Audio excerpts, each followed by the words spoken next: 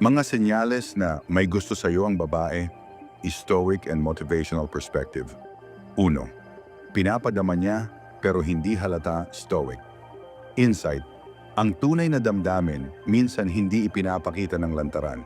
Ang babae na may respeto sa sarili ay hindi basta-basta nagpaparamdam ng motibo. Pero makikita mo sa mga maliit na bagay kung paano siya tumingin, makinig at magbigay ng atensyon sa iyo. Motivational take, hindi mo kailangang habulin ang validation. Kung pinapakita niyang interesado siya kahit sa maliit na paraan, tandaan, ikaw ay worth it para sa effort niyang ipakita yun subtly. Dalawang, nagiging curious siya sa iyo stoic.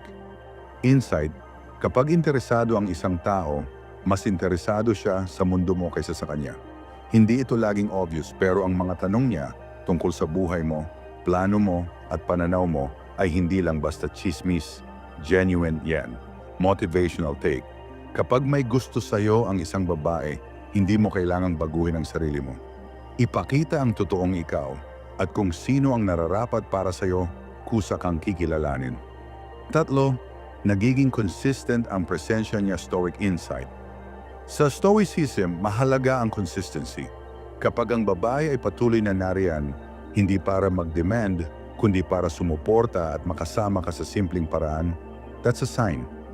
Motivational. Take, ang pagkakaroon ng taong consistent sa iyo ay hindi aksidente. Patunay ito na ikaw ay isang taong may halaga, na binabalikan at pinipiling lapitan. Ikaapat na pinapahalagahan niya ang opinion mo stoic insight. Kapag may halaga ka sa kanya, hindi niya minamaliit ang paningin mo.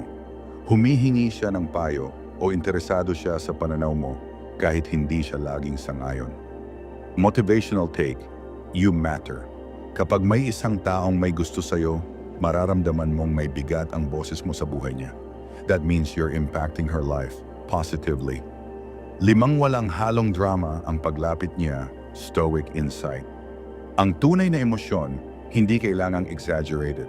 Kapag ang babae ay kalmado, tahimik pero consistent, that's deep interest, not just flirtation.